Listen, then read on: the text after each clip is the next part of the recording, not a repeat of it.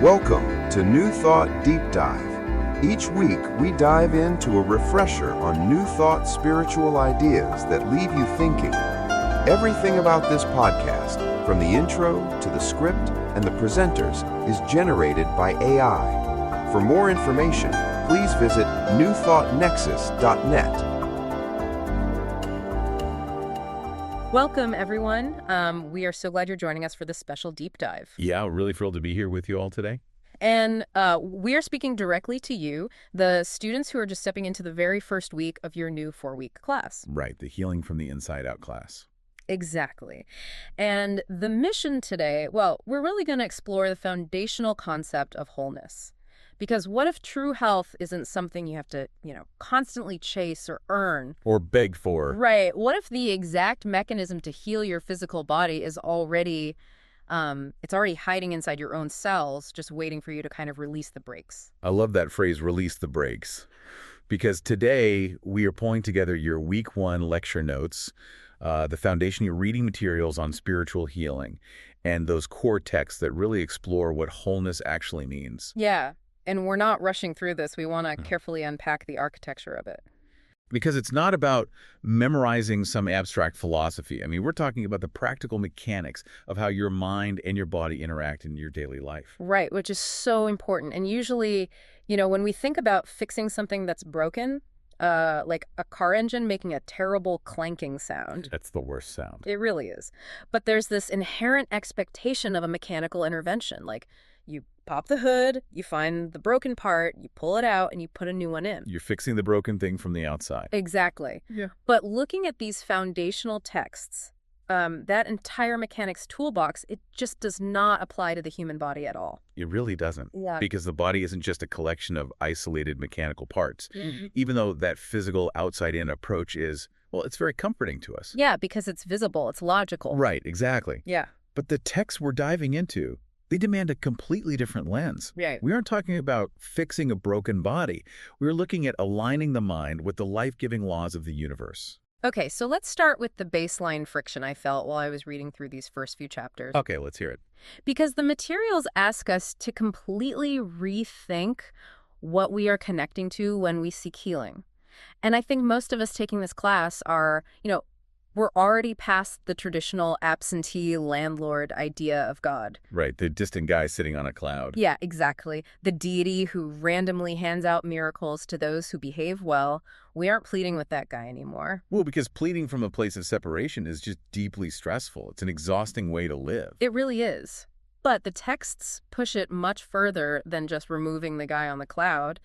They define the divine as an omnipresent principle of life. Like, they compare it to the principles of mathematics or music. You do, yeah. And that is exactly where I started to trip up. Like gravity. Because gravity doesn't care if I'm having a terrible day. No, it doesn't. It doesn't care if I am in deep physical pain. It just acts. So if we were replacing a judging deity with a cold, impersonal physics equation, how does that help someone who is desperate to feel cared for? It feels like we're losing the intimacy. I get that. It is a completely understandable hurdle for a lot of people. Calling the source of life a principle does sound very clinical at first glance. Right. Sounds a bit cold. But when you really examine how the texts describe this principle, it reveals a dynamic that is far more intimate than any personified power could ever be. Okay, how so? Think about the mechanics of it. This principle isn't a force operating on you from a distance. It's endogenous. Endogenous, meaning from within. Exactly. It is the actual invisible life force, actively breathing your lungs and beating your heart at this exact second. It's the silent intelligence that somehow knows exactly how to knit a scrape on your knee back together. Without me having to consciously direct my white blood cells to go do it. Precisely. So it isn't cold. Oh, I see. It's just impartial. But impartial in a very supportive way. It doesn't withhold healing just because I had a momentary doubt. Right. Impartial and ever-present. The principle of life is like the unimpeachable integrity of the universe. It simply works whenever you align with it, like aerodynamics. Oh, that's a good analogy. Aerodynamics works for anyone who builds a wing correctly. Exactly.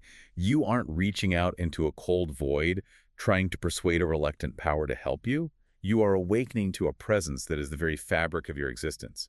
You shift the responsibility from begging an outside force to recognizing an internal mechanism. But wait, if this universal life force is everywhere, like gravity, well, gravity is spread out over the entire planet. Does that mean I only get a tiny, microscopic fraction of this healing power because I'm just one small person? And that right there is the illusion of spatial logic that the week one materials explicitly deconstruct. Which brings us to a concept they call indivisible allness. Indivisible allness. Okay, unpack that for us. Well, we are entirely conditioned to view things in the physical world as being divided up. Right. Like if I have a pie and I cut a slice for you, I have less pie for myself. The resource gets divided. Yes, but we have to discard the pie metaphor completely when we're dealing with consciousness. Yeah. Spirit, this principle of life, it cannot be sliced. It's fundamentally indivisible. So no pie. No pie. A much more accurate way to understand the mechanism of allness is to look at how a hologram works.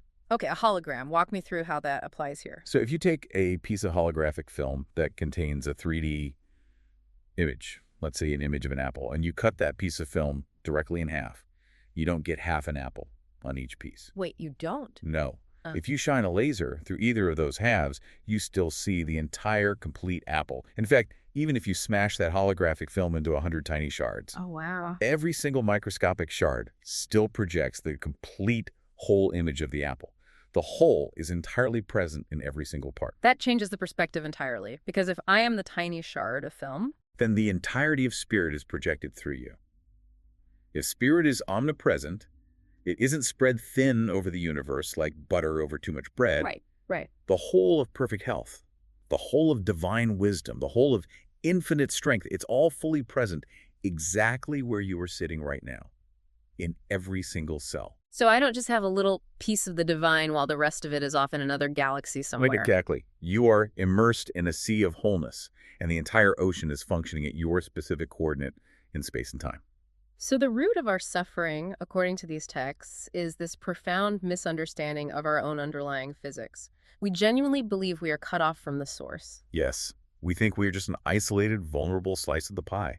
And that belief in separation is what creates the terror of sickness. Which is such an incredibly heavy burden to carry, because if you think you're isolated, you believe you have to generate your own healing from scratch, using only your own limited physical resources. But recognizing the hologram mechanism lifts that burden entirely. I am following the logic of the hologram, but I have to play devil's advocate here for a second. Oh, go right. Because this is where the abstract theory collides with the very real, often painful human experience. If I am quite literally made of this perfect holographic blueprint and the entirety of infinite health is vibrating in my cells, why do I still get sick? That is the big question. Yeah. Why do my joints ache? Why do we experience disease at all? Where is the disconnect happening? And that is the absolute crux of this entire 4-week course. To resolve that disconnect, the materials require us to completely redefine our physical bodies. Like we mentioned earlier, we're conditioned to view the body as a solid, fixed machine. Right, a machine that eventually wears down or breaks due to bad luck. But if it isn't a broken machine, what is it? The texts describe the body as a living field of energy and thought. It is a flowing, breathing, dynamic expression that is continuously updating itself based on the information it receives. A living field that responds to our consciousness. Yes. And within that living field, sickness is not a tangible thing. Sickness isn't a separate, evil entity roaming around waiting to attack you. Oh, interesting. So what is it then? It is simply a temporary block, a misdirection, or like clutter in the natural flow of life. Sickness is just struggling health. The underlying life force is constantly trying to flow, but it's hitting an obstruction in consciousness, like a belief in limitation or fear. Which brings up the central overriding metaphor I saw repeated throughout the week 1 readings, the golden treasure in the clay. Yes, exactly. Let me see if I can map this out based on the living field concept we just discussed. So the gold is our spiritual identity. It's the permanent, unchanging, holographic blueprint of wholeness at our core, and it never degrades no matter what happens on the surface. That's right. That is the ultimate cause, the underlying, immutable reality of who you are. And the clay represents the appearances, the temporary physical symptoms, the scary medical diagnoses, the chronic pain. Exhaustion, all of it. Right. So the gold is always there, even if it is currently smothered under a thick, heavy layer of clay. The blueprint remains completely perfect, even if the physical effect the body currently looks and feels profoundly troubled. That is a perfect distillation of the concept. But here is the real challenge for anyone taking this class. How do you interact with your own pain without getting lost in the clay? I'm so glad you brought that up, because when I have a terrible backache or when someone gets a frightening test result from their doctor, that clay feels incredibly real. It does. It absolutely does. It's not abstract philosophy at that point. It physically hurts. It screams for your attention. So how do we practically navigate that without slipping into, toxic positivity? I don't want to just walk around pretending my back doesn't hurt when it clearly does. That just feels like denial. And the foundational texts are extremely clear that you should not engage in denial. We do not deny the experience of the clay. Okay, good. Pretending your pain doesn't exist is just another form of intense mental resistance. And resistance creates more blockage in the living field. If your back hurts, your back hurts. You acknowledge the appearance, you treat it with compassion. But, and this is the turning point of the entire methodology, we refuse to give the clay our ultimate belief. I want to pause on that phrase. We refuse to give it our ultimate belief. Exactly. You do not give the temporary symptom the final word. You look directly at the clay, you acknowledge the discomfort, but you deliberately choose to remember the gold underneath. You remind yourself that the physical ailment is an incomplete expression. Right. It's a lagging indicator of past beliefs and fears. You mentally remove the mask of the physical limitation to behold the underlying light of wholeness that is your actual permanent reality. So we are creating a distinction between fact and truth. It is a physical fact that my back hurts right now, but it is a spiritual truth that my underlying blueprint remains completely unbroken. Precisely. Facts can change. I mean, a broken bone is a fact, but 6 weeks later, it is a healed bone. The truth of your inherent wholeness, though, that never fluctuates. So if we know the gold is under the clay, and we know we are this living, responsive, holographic field rather than a broken machine, how do we actually bring that gold to the surface? That's the inner work. Right, because knowing the theory intellectually is one thing, but sitting alone in your room with a migraine is another. What is the actual inner mechanism of healing here? It requires a complete reversal of our normal human instincts.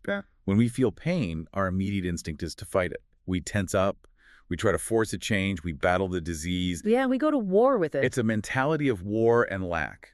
We try to aggressively add health to our bodies as if it's something missing that we need to acquire. But if the entirety of spirit is already in the cell, like we established with the hologram, nothing is missing. There is nothing outside of us to acquire. Exactly. Healing, therefore, is never about forcing. Healing is about recognition. Recognition. Not creation, not persuasion, not begging. Just pure recognition. It is an inner quiet. Yes, to the life of spirit that is already functioning within you. When you sit quietly and say to yourself, I am whole, you are not lying to yourself about your physical symptoms. Right. You're not faking it. No, you are stating the highest truth about your spiritual identity. You are deliberately looking past the temporary clay to acknowledge the permanent gold. I'm trying to visualize what that actually does in the physical body. Does recognizing the gold somehow magically dissolve the clay? It releases the brakes. Think about what fear, worry, and the belief in separation do to a living field. They act as a massive, heavy brake pedal. Oh, I see. When we are terrified of our symptoms, we tense up physically, emotionally, and mentally. We restrict the flow of the life force. Healing is the act of relaxing those brakes. You relax into the flow of divine energy, and you allow the intelligence that is already built into your cells to mend and balance your body. One of the readings used this incredible example of a chick developing inside an egg to illustrate this point. I actually had to read the passage twice because it was so striking. Ah, the time-lapse photography example. It perfectly illustrates the concept of endogenous intelligence. Yeah. The researchers used time-lapse cameras to watch a chick embryo form inside the shell, and they observed this tiny, rhythmic throbbing in the yolk before the physical heart had even formed. The beat comes first. The beat comes first. The invisible life force is already there, intelligent and active, building the physical organ around the beat. That is the exact same intelligence currently operating in your living field right now. You do not have to create the heartbeat. You do not have to consciously instruct your cells on how to repair damaged tissue or fight off a virus. I just have to stop obstructing the process with the fear of the clay. Exactly. Yeah. The intelligence knows how to build the heart. It certainly knows how to repair the body. We stop obsessing over the disease, and we start trusting the blueprint. Health isn't a destination we are exhausted from traveling toward. It's a present reality we are gently uncovering. It's a massive paradigm shift. It really is. It feels like a massive relief. I don't have to be the frantic mechanic desperately trying to fix my engine. I just have to be the gardener allowing the plant to naturally grow by removing the weeds blocking its sun. And that is a profoundly peaceful place to operate from. You are no longer a victim trying to escape a physical trap. You are a conscious participant allowing your natural state to simply emerge. Well, for those of you just starting week 1 of Healing from the Inside Out, we have covered some profound foundational paradigm shifts today. Let's pull these core threads together so you can carry them with you. Good idea. First, you are stepping away from the myth of an absentee landlord God. You are an individual expression of an omnipresent, deeply intimate principle of life that is beating your heart right now. Second, the principle of indivisible allness. Remember the hologram, you are not a fragmented, isolated piece of the universe. The entirety of the universe's life force and perfection is present in your cells at this exact moment. Third, your body is a living field, not a static machine. Sickness isn't a monster attacking you from the outside. It's a temporary block in the flow, the clay covering the permanent gold of your spiritual identity. Fact versus truth. And finally, the mechanism of healing is recognition. We stop fighting, we release the brakes of fear, and we say an inner yes to the wholeness that is already there. We know this is heavy, foundational architecture to absorb in your first week. It is a lot. Please let these concepts settle slowly. Do not rush to master the application today. Just allow the perspective to slowly shift. You are pouring a very strong foundation for the rest of your course, where you will get into the specific daily methodologies of mental treatment. Before we let you go, I want to introduce one final thought to mull over as you move through your week. We've spent this entire deep dive talking about how your physical body responds to this living field of recognition. We've talked about how realizing your inner gold releases the brakes on your own cells. But if you are a localized center of this infinite, indivisible energy, how might the physical space around you be reacting to that same field? Ooh, that is a fascinating implication. If your internal recognition of wholeness shifts the state of your cells, what happens to the atmosphere of your home, your office, or a crowded room when you walk into it, carrying that unbroken consciousness of the gold? Does your living field of wholeness actually begin to influence the environment outside your skin? Does your recognition of the truth change the room? Something to pay attention to this week. Thank you for joining us on this special deep dive. Yes, thank you all. Have a great week. We will be right here with you next week as you continue your journey.